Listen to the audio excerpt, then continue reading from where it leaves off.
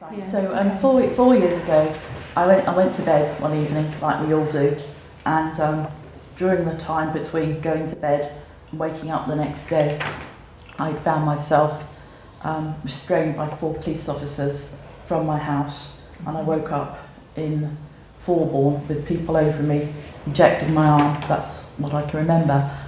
Between that time, I threatened to harm my mother. My brother had driven 300 miles down to Yorkshire, and he said, there's nothing we can do with her. I'll have to hit her to knock her out. I don't know what to do with her. We rang for a doctor, but the doctor was busy in Ely. And so in the end, I had to ring the police, because at this stage I was smashing up the house, and I was like gone completely wild. So the police came, and they took me away in a police van with no shoes on, hardly clothed, on a Saturday afternoon in front of everybody. Anyway, I don't remember any of that, which is a good thing. I sort of had funny visions of being dragged, but I don't remember the individual policemen and everything. So apparently I went via the police station, because again the doctor was still in Ely. Then I went off to Fulbourn. So so then I was put on a ward for, I don't know whether these are exact words, for someone that was severely psychotic, and I began to improve, and a nurse approached me after 2 or 3 weeks about moving wards. The staff were keen at the time, so I could have an opportunity to interact with more patients. They mentioned games and doing different activities during the day. The nurse described in some depth why she believed this would be a good move for me, and that the patients on the other wards were further along on their journeys and able to take part in different activities. She felt she was I felt she was mainly involved in the discussions and didn't feel under pressure to move wards, and I agreed that the plan that's being proposed, and eventually made the switch. On reflection, I felt it was important to go through these different stages to recover, otherwise it can be a very frightening experience, which obviously it was. So I was involved about the decisions, about when I'd like to leave the ward, where I'd like to live. I was discharged, but was fearful about leaving hospital because I wasn't well enough to live alone. So they wouldn't let me live alone. So first time in 40 years I had to go back and live with my mother, which wasn't easy. So I was put in the same bedroom and was like a little girl really. So I went back to the family home. And what did I do? So my mother was 78 at the time, lived alone, and there was concerns about her safety. When I arrived home, I always remember her looking at me, and I could see in her face the fear of what had gone on before. But we got on fine, and there were no other problems like that. And so we had long conversations between my mother and my brother, who were closely involved, and a plan was made, and I saw a psychiatrist regularly, and I had daily visits from the crisis team. So a guy called Rob, a very nice guy that sort of saved me at the time, would come and take me out for coffee most days. This gave my mother space, and it also gave me a change of scene and helped me to recover from my anxiety that I had about going out. And these daily excursions were like a lifetime. They boosted my confidence and gave me something to look forward to during each day.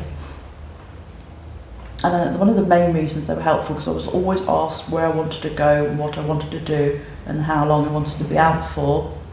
I had huge anxieties about seeing people in the outside world, which was why it was important for me to have a say where I went. These regular trips helped me overcome my fears in a manageable way and to take the next steps on my recovery journey.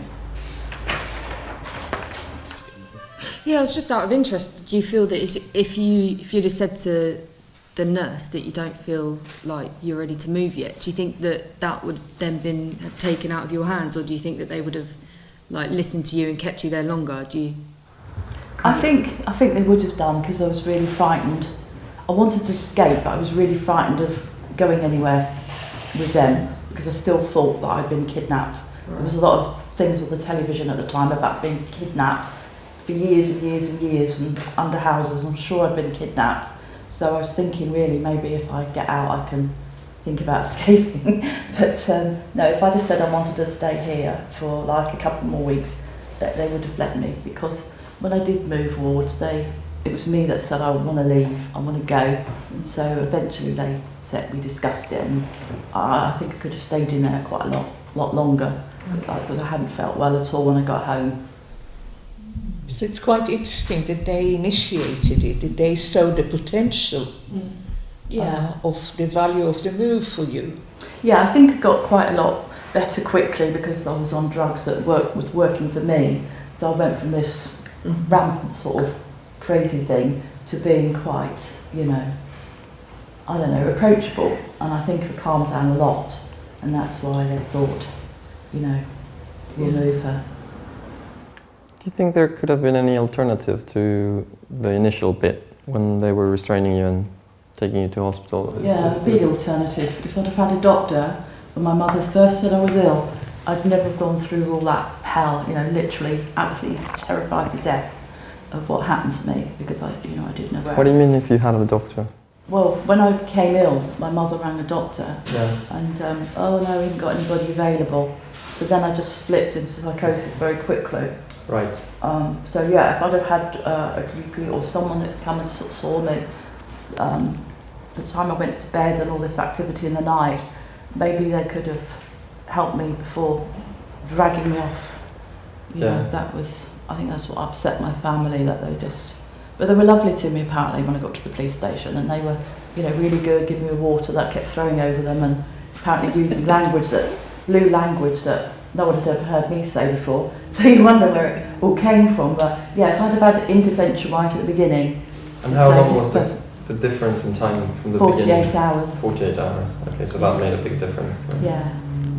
And had you been all right before that? Yeah. I've never been ill. I'm never. I see. So this was the first time. Yeah. Yeah, I still don't. I know we've had conversations. I'm probably bored. It sounds silly. You mentioned about the dopamine surge in my brain. Why did this happen? I don't know. So you still haven't got answers about that? No. Right. No. And I was just going to ask about, so you had Rob, he was from the crisis team, is that right? He came out and then you also said that you had the psychiatrists in the community. Can you say a little bit more about the support you got from your psychiatrist? Well, yes, very soon after I came out, I can't remember how long it was, maybe a month after the crisis team stopped. I think they came for about 2 weeks. 3 or 4 of them would pitch up every day. Like you said about the room being small, it suddenly was, with 5 or 6 of you sitting in the sitting room. So yeah, then I had a wonderful psychiatrist that I saw for 3 years, and the first time I went to see her, she said, "Michele, we're going to make you better," which was like, thank God, because something scooped my brain out and put it in back all the wrong way, and just felt awful. So she was just absolutely brilliant. Saw her every week for a long time, and she made me better. She didn't know why I'd got ill, but I got better, and I stopped seeing her. How did she make you better? How did she make me better? That's a good question. Well, the first thing she gave me was a lot of confidence. She was the first person to say, it will make you better.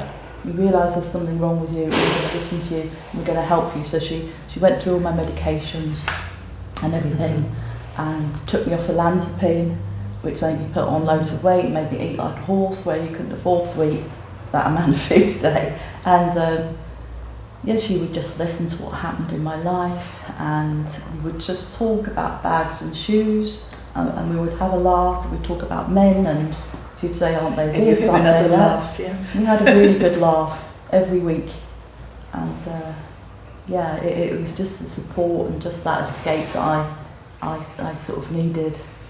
So you had the sense that she believed in you? Yeah, very much so.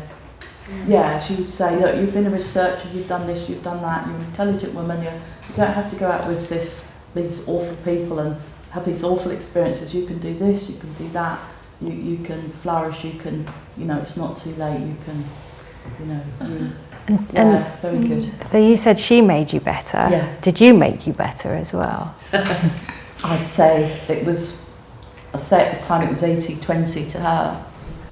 The other psychiatrist in this room, do you think people would say she didn't do the right thing by talking about shoes and bags?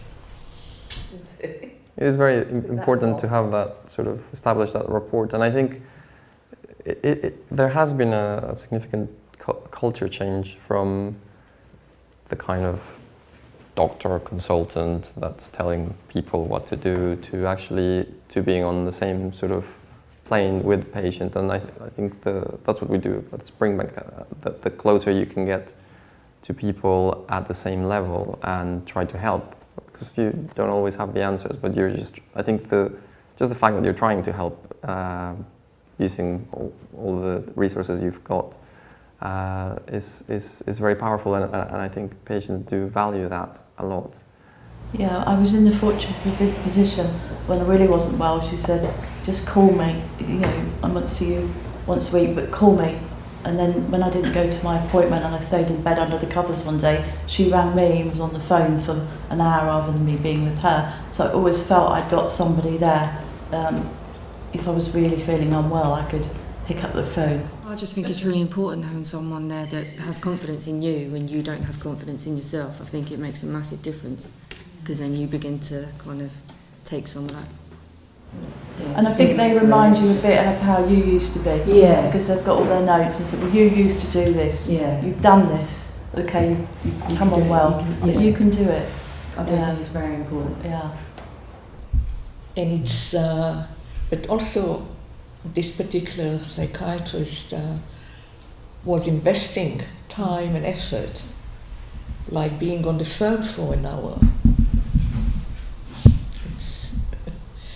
I don't think it happens every day.